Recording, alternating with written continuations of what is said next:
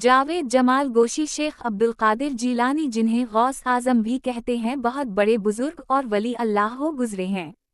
آپ کی ساری زندگی تبلیغ و اشاعت اسلام میں گزری۔ بے شمار لوگوں نے آپ سے روحانی فیض حاصل کیا۔ آج بھی دنیا آپ کی تعلیمات سے فیض یاب ہو رہی ہے۔ آپ کو بچپن سے ہی علم حاصل کرنے کا بے پناہ شوق تھا۔ آپ نے ابتدائی تعلیم تو اپنے قصبے جیلان میں ہی حاصل کی، لیکن دین کی اعلیٰ تعلیم حاصل کرنے کے لیے بغداد جانا پڑتا تھا۔ اس زمانے میں گاڑیاں اور موٹر کاریں نہ تھیں، اس لیے لوگ قافلوں کی صورت میں پیدل سفر کرتے تھے۔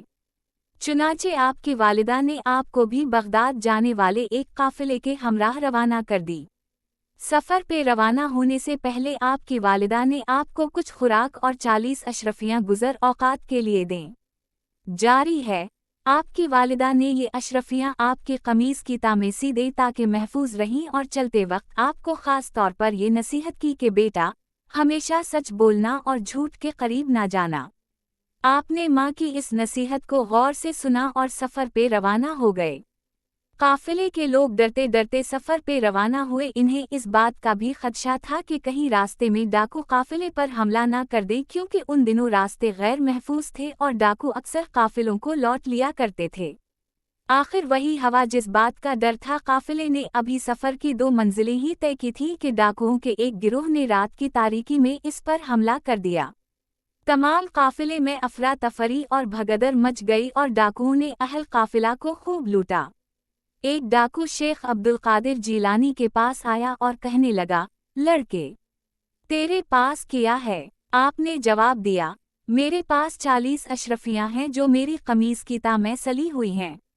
ڈاکو نے آپ کی اس بات کو مذاق سمجھا اور ہنستا ہوا آگے گزر گیا۔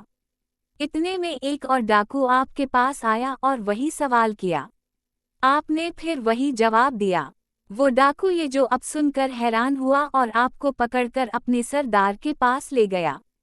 ڈاکو کے سردار نے تعجب سے آپ کو دیکھا اور پوچھا، لڑکے سچ مچ بتا تیرے پاس کیا ہے؟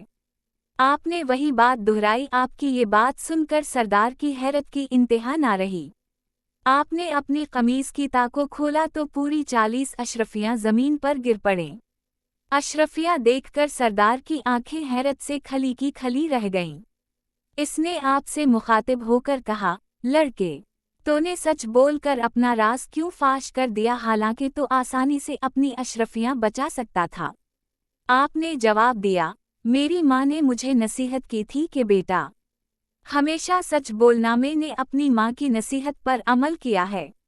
آپ کا یہ جواب سن کر سردار اس قدر متاثر ہوا کہ بے ساختہ اس کی آنکھوں میں آنسو آ گئے۔ وہ سوچنے لگا کہ ایک طرف یہ لڑکا ہے جسے اپنی ماں کی نصیحت کا اس قدر خیال ہے، اور دوسری طرف میں ہوں کہ اپنے مالک حقیقی کے احکام سے غافل ہو کر بے گناہ لوگوں کو لوٹتا ہوں۔ اس کے دل سے غفلت کا پردہ دور ہو گیا۔ اس نے توبہ کر لی اور قافلے کا لوٹا ہوا مال واپس کر دیا۔ اس طرح آپ کی سچائی کی بدولت ڈاکوؤں کی اصلاح ہو گئی اور وہ نیکی اور پرہیزگاری کی زندگی گزارنے لگے۔